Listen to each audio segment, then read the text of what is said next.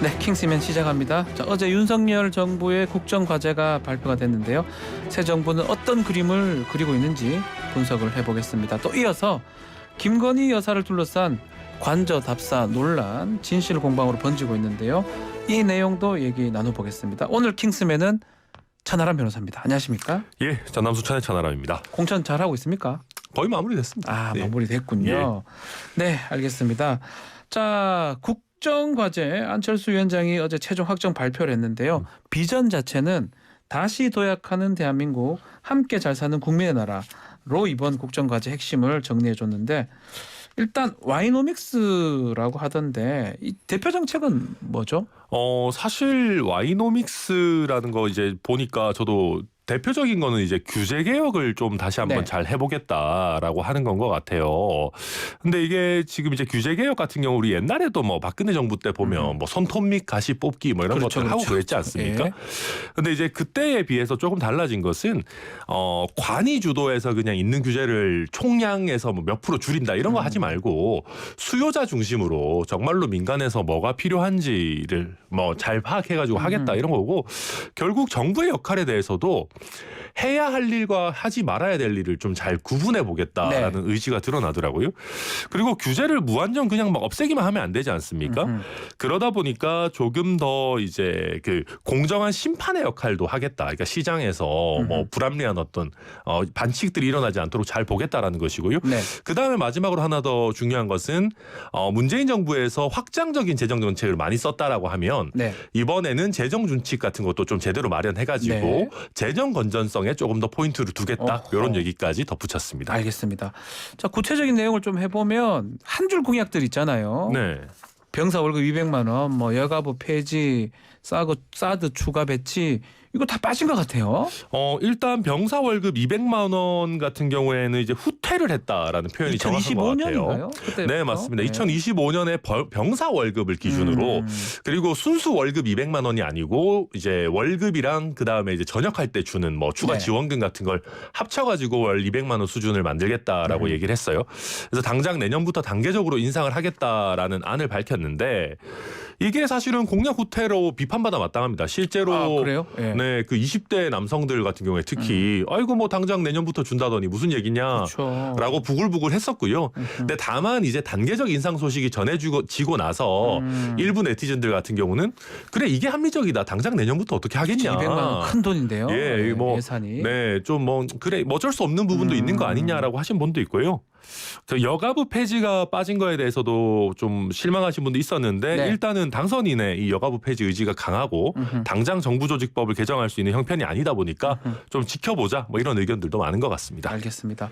GTX도 있는데 EF 노선 지금 이게 좀 사실상 좀 물러난 공약 같기도 하고요.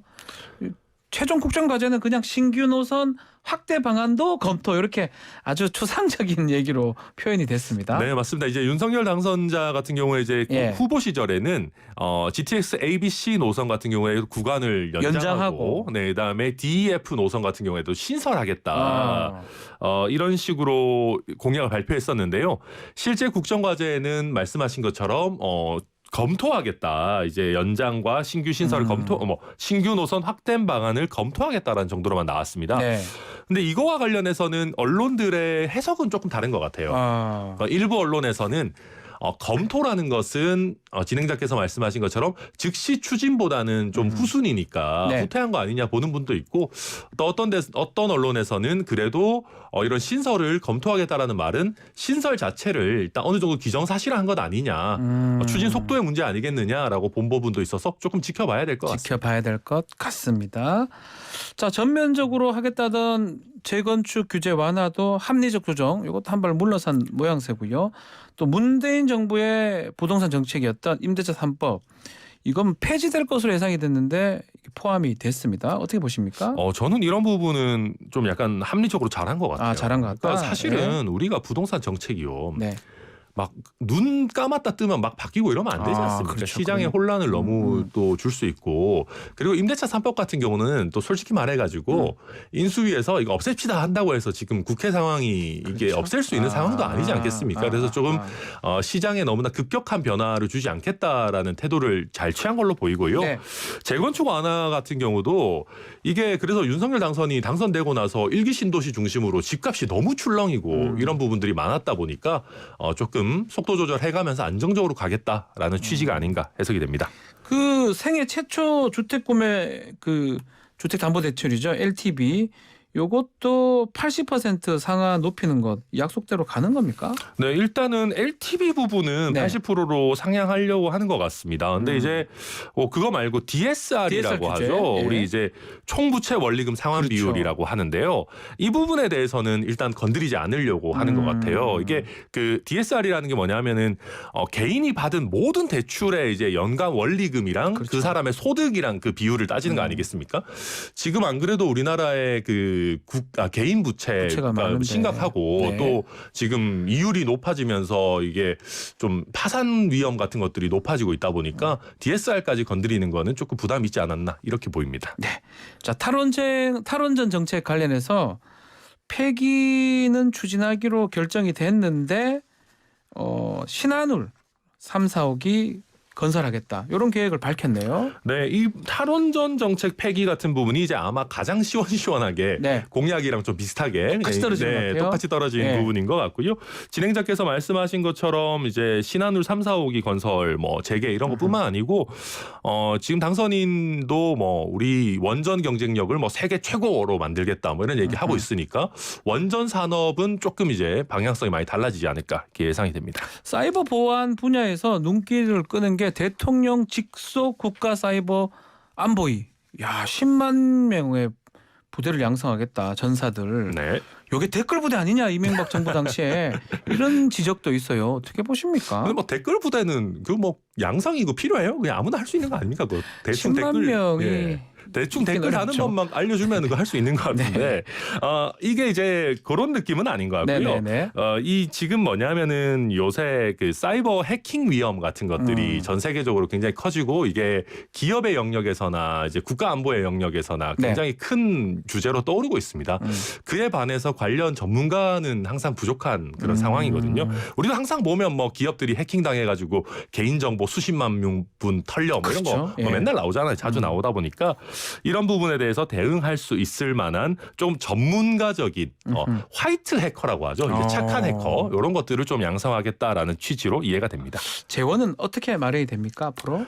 지금 이제 안철수 인수위원장 얘기로는 5년간 한 209조 원 정도가 필요하대요. 209조. 지금 110대 예. 국정과제를 예. 현실화하려고 하면 그러니까 1년에 한 40조 정도인데 저는 솔직히 이게 40조로 될까 하는 생각도 듭니다만은 그러니까요. 일단은 뭐 40조라고 치면 얘기를 하니까 예. 지금 우리 한 해 예산이 600조 원인데 그중에 못 바꾸는 예산이 한 400조 정도 됩니다. 네. 경직석 예산이라고 하죠. 그냥 가는 예산들. 그거 말고 이제 200조 원 정도가 조금 변동이 가능한 예산인데 거기서 최대한 조정을 좀 해보겠다. 세출 우선순위를 좀 조정해보겠다라고 하는 뭐 상황이고요.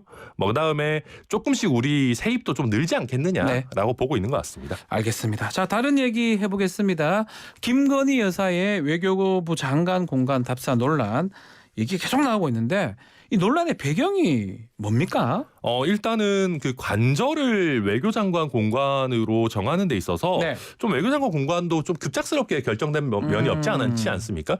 그러다 보니까 이제 일부 국민들께서 이게 김건희 여사의 의견이 강하게 반영된 거 아니냐. 이제 김건희 여사가 사전에 답사를 통해서 점지한 것 아니냐 하는 논란이 있었습니다. 예. 거기에 대해서 이제 인수위 이전 TF 측에서는 외교장관 공관으로 이제 이전하는 것을 어느 정도 검토해 놓은 상황에서 김건희 씨가 방문한 거고 뭐 약간 의견을 들은 정도의 차원이다라고 해명을 했고요. 네. 이게 조금 잠잠해지나 싶었는데 이제 우상호 의원 민주당의 우상호 의원이 김건희 씨께서 거기 예. 가가지고 여사가 거기 가셔가지고 지금 있는 정의용 장관이죠. 사모님한테 뭐 나가 있어라.